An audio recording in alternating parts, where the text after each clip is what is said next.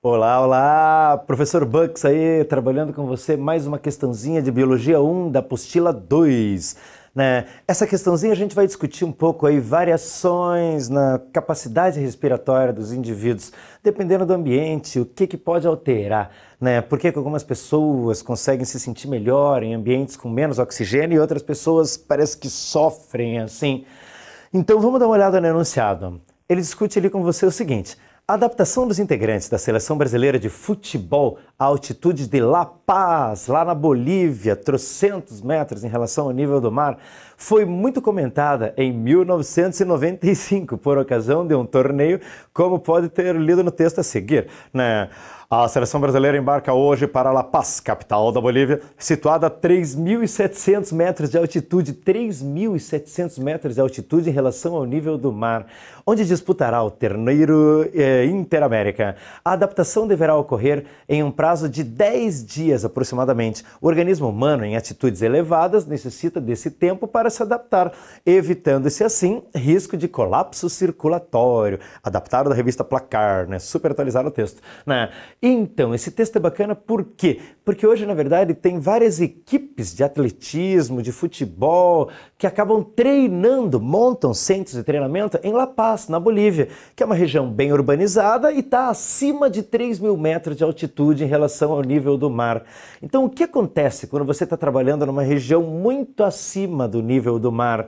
O ar é mais rarefeito, né? Não a ponto de você morrer asfixiado quando chega lá. Mas, dependendo do caso, pode dar uma tonturinha gostosa, cara. Tranquilo, tranquilo. Por quê? Porque o que transporta o oxigênio por dentro do nosso corpo para distribuir ele para todas as células são aquelas células vermelhas do sangue lá, as famosas hemácias, ou eritrócitos, ou glóbulos vermelhos. Três nomes diferentes para a mesma célula. Dá para chamar de glóbulo vermelho, o que é mais comum de encontrar chamando em provas do ensino fundamental até o 9º ano. Dá para chamar de hemácia, que é o que a gente encontra aí na maioria das provas de ensino médio. Ou dá para chamar de eritrócito. Eritrócito é o nome que aparece no exame de sangue. Quando você faz um exame de sangue, o tal do hemograma, vai aparecer lá contagem de eritrócitos, que é a quantidade de glóbulo vermelho que tem em você. Dependendo dessa quantidade, se ela estiver abaixo ou acima de um padrão colocado como normal no exame, se ela estiver normal, você tem glóbulos vermelhos suficientes para transportar o oxigênio que está disponível no ambiente onde você está. Agora, se você for para um ambiente onde tem menos oxigênio, a resposta do corpo para a adaptação é fazer produzir mais glóbulos vermelhos. Então, o enunciado fala sobre os 10 dias ali que demora aproximadamente para o organismo se adaptar, para você parar de sentir tontura, formigamento, mal-estar devido à baixa concentração de oxigênio. Então, quando as pessoas estão indo para La Paz, você chega em La Paz, você sente um desconforto, daí passa uma semana e pouco, o corpo produz mais glóbulos vermelhos, mais hemácias, e você começa a funcionar mais ou menos próximo de um normal.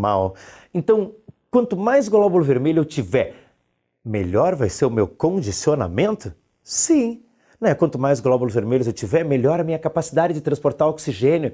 Quer dizer, se eu tenho uma quantidade boa de glóbulo vermelho e faço uma atividade física um pouco mais intensa, tem uma chance menor de eu ficar ofegante e sentir aquela fadiga, aquele acúmulo de ácido lático no músculo que dá aquela fadiga, aquela vontade de parar. Então isso está associado a uma quantidade baixa de glóbulos vermelhos. A partir do momento que é feito um condicionamento físico, aumenta a quantidade de glóbulos vermelhos, é provável que essa fadiga desapareça. Devido ao aumento dos glóbulos vermelhos, vai ter um aumento na circulação do oxigênio no corpo. A fadiga está associada à produção de ácido lático pelos músculos quando eles trabalham sem oxigênio. Sabe quando você está parafusando alguma coisa no teto? Já passou por essa situação? Aí dá vontade de trocar a chave de fenda de mão porque o bracinho começou a doer. Então, essa dorzinha que a gente sente no braço é o ácido lático. Ele começa a ser produzido porque o músculo está trabalhando em baixa concentração de oxigênio. Se eu tiver condicionamento, eu tenho mais glóbulos vermelhos, eu tenho mais oxigênio, eu vou sentir menos fadiga. Então, olha o que o exercício está negociando com você ali, né? A adaptação da equipe foi necessária, principalmente porque a atmosfera de La Paz, quando comparada à das cidades brasileiras, apresenta. Então, La Paz está 3.700 metros acima do nível do mar. Então o ar lá é mais rarefeito, você tem uma pressão atmosférica menor e você tem menos oxigênio disponível. Então, se você tem menos oxigênio disponível em La Paz, é interessante você ter esse tempo de adaptação para você poder produzir mais glóbulos vermelhos. Então, qual a alternativa que está dizendo que a atmosfera de La Paz, quando comparada aqui das cidades brasileiras, ela vai apresentar menor pressão e menor concentração de oxigênio? Você vai encontrar isso na alternativa A. Mas o que você pode fazer além de ir para La Paz se adaptar a uma menor pressão? Atividade física regular, né? Você lá dá uma pedalada, dá uma caminhada com o cachorro, subir pela escada normal num shopping center ao invés de usar a escada rolante. O mínimo de atividade física que você já faça mais do que o normal, do que você já faz como padrão, aumenta ali a atividade, aumenta a produção de glóbulos vermelhos.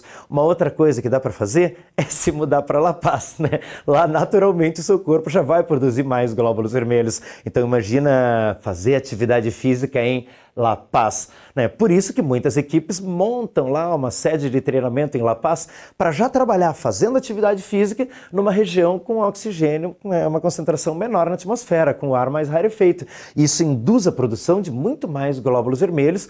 Daí, quando vai praticar o esporte ao nível do mar ou em cidades litorâneas ou qualquer outra cidade que não seja próxima a La Paz em altitude, você vai estar mais preparado por ter mais glóbulo vermelho do que um outro participante que não passou por esse condicionamento. E tem uma terceira coisa que provoca aumento de glóbulos vermelhos, mas isso só mulheres fazem. A gravidez também provoca um aumento na quantidade de glóbulos vermelhos no sangue. Por alguns anos, não era considerado errado uma mulher grávida participar dos Jogos Olímpicos ou de atividades esportivas, né? Grávidas no começo da gestação, aumenta consideravelmente a quantidade de glóbulos vermelhos, o que melhora o condicionamento e o desempenho da mulher numa atividade. Hoje é considerado um tipo de doping biológico você participar da Olimpíada grávida, né?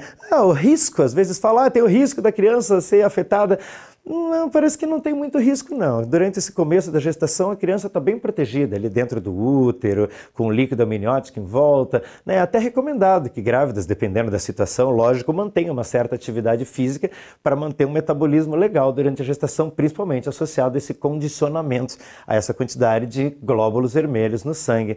Então, a alternativa certa, alternativa A, né? Diz que La Paz tem menor pressão e menor concentração de oxigênio. Então, não esquece, tem que fazer atividade física, tem que ir para La Paz para aumentar glóbulos vermelhos e engravidar. Então, se for uma grávida, né, atleta em La Paz, você tem o máximo que pode ter para ter glóbulos vermelhos no seu sangue. Tranquilo, moçada? Então, exercício tranquilo de resolver, discutindo um pouco de diferença ambiental associado a adaptações do metabolismo. Tamo junto, um abraço!